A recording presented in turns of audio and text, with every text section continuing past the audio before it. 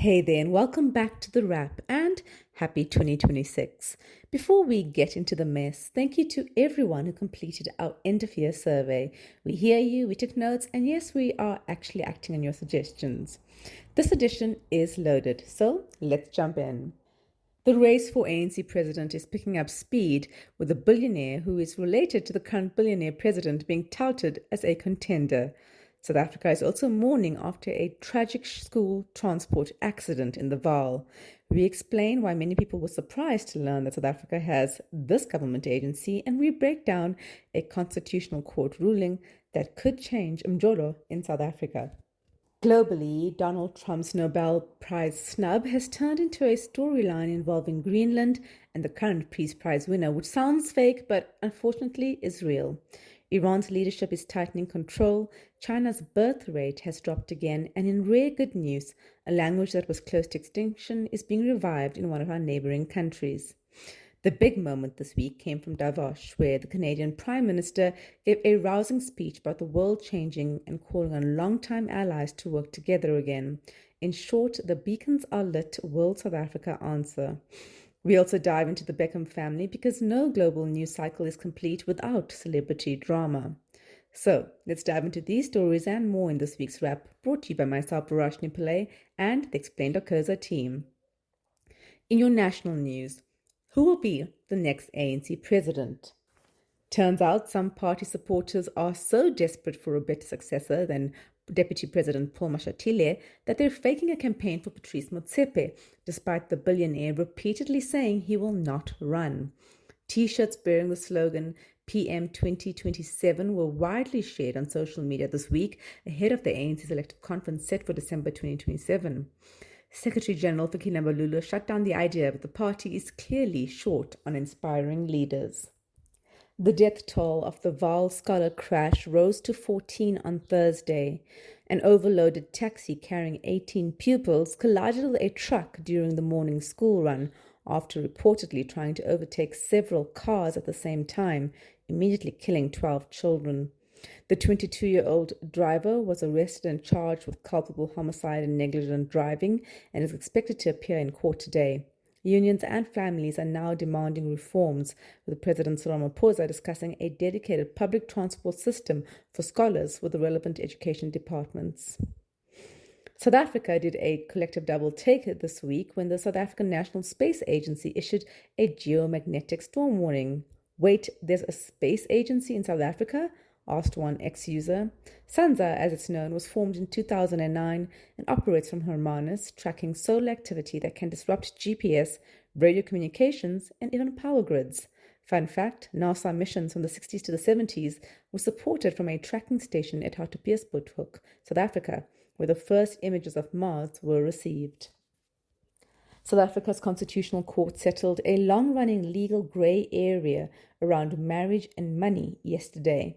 In a landmark ruling, the court confirmed that customary marriages carry full property consequences and that couples can't quietly rewrite those rules later with private anti-nuptial contracts. The case matters because it closes loopholes that have historically left women, especially in customary marriages, financially vulnerable. In short, customary marriages are not second class, and the law now treats them that way. And in sports, the Springbok Women's Sevens were crowned champions of the inaugural HSBC Sevens 3 tournament in Dubai on Sunday. This followed a 12-5 win against Argentina and a weekend where the team went unbeaten across all 5 matches. The Springbok Women's Sevens are South Africa's national women's rugby 7 team, the fast-paced 7-a-side version of rugby that's an Olympic sport, who are unbeaten regionally. It's a second consecutive title for coach Cecile Africa since his October appointment, a former men's sevens legend. In your international news, Trump has backed off Greenland for now. Following talks with NATO leaders at the World Economic Forum in Davos this week, the US president dropped threats to slap tariffs on European allies over his long-running fixation with the Arctic island. Adding to the farce, Trump reportedly sent a letter to Denmark suggesting his fixation on Greenland stems from not receiving a Nobel Peace Prize. Awkward, considering the fact the prize is awarded by an independent committee in Norway and not Denmark. Iran's autocratic leadership said on Monday it's, quote, just getting started, end quote, in its deadliest crackdown in decades. More than 3,000 have been killed after protests erupted in late December, sparked by soaring prices, fuel hikes, and a collapsing currency. By January 8, unrest had spread nationwide, prompting a near total internet blackout that lasted almost 2 weeks and only began easing this week. The UN Security Council convened emergency discussions last week, and the EU signaled new sanctions over Tehran's response. Trump finally got his Nobel medal. Or did he? Venezuelan opposition leader Maria Corina Machado handed her 2025 win over last week, hoping to curry favor with Trump. After the U.S. military's shock capture of Venezuelan President Nicolas Maduro earlier this month, Trump has backed Maduro's deputy over Machado. But she left empty-handed, unless you count the Trump-signed swag bag, or as late-night host Seth Meyers joked, what I assume you get when you renew your membership at Mar-a-Lago. China's birth rate, meanwhile, hit a record low as its population shrinks for the fourth year in a row. A decade after ending the one-child policy, government efforts to encourage more births, from subsidies to tax breaks, cash bonuses, extended maternity leave, and allowing up to 3 children per family, have had limited success. Many young people say having kids is just too expensive. Experts have warned that the country will lose more than half of its population by 2100. In the remote Daliwe Valley in Lesotho, a language many thought was on its way out is getting a second life. Sephuthi, spoken by only a few thousand people, has been rescued through years of patient work by linguists and local activists. This week, The Guardian reported on efforts to record elders, build a dictionary, translate the Bible, and secure official recognition. While still under pressure from the dominant Sesotho and Xhosa, children are speaking Sephuthi again, a rare reversal in language decline. In your big stories, Mark Carney, Canada's Prime Minister, made everyone sit up and pay attention at the World Economic Forum in Davos on Tuesday, telling world leaders and business bigwigs that the old US-led rules-based world order is gone for good. The Canadian Prime Minister and former Bank of England governor said the era of predictable alliances and automatic protections is over. His advice to so-called middle powers, countries like South Africa that aren't superpowers but still matter, was simple. Work together, be ambitious, and stop clinging to the old way of doing things. His blunt warning was, if you're not at the table, you're on the menu. Translation, adapt or get left behind. Carney didn't mention Donald Trump by name, but the timing made it hard to miss the hint. Trump was on his way to Switzerland, where yesterday he used the Davos meeting spotlight to again demand US control over Greenland. European leaders quickly reaffirmed Denmark's control of the Arctic island, but global alliances are under siege from leaders like Trump who believe in might over right. For South Africa and other middle powers, Carney's message hits home. The country, quote, would be well advised to tuck in behind the position that Carney has struck, principled and pragmatic, forging alliances and solidarity amidst the middle powers, end quote. That was according to political analyst and author Richard Calland. Meanwhile, veteran foreign correspondent Peter Fabricius added it was a better fit than, quote, staying the course with a BRICS bloc that will probably only get more problematic as it expands, and which Trump, incidentally, has already threatened to hit with punitive tariffs, end quote. Other experts say the country is a natural fit for this new world order because Mzansi is no stranger to shocks and volatility. Over the last 3 decades, South Africa has persisted through economic crises and political upheavals to rapid social and market changes. But our country will be handicapped in this new landscape by domestic dysfunction, added human rights lawyer Nicole Fritz, while others warn that aligning with brutal regimes like Iran and Russia weakens potential partnerships with other middle powers. So the takeaway from Davos, the world is changing fast, the old playbook is obsolete, and if countries want to stay in the game, they'd better get creative, cooperative, and a little bit bold. In your celebrity news, the world is finally privy to why things have been weird in the Beckham family for a while now. On Monday, Brooklyn Peltz Beckham, 26 years old, son of former footballer David and Spice Girl turned fashion designer Victoria, posted a dramatic series of Instagram stories accusing his parents of favoritism, control, and performative family values.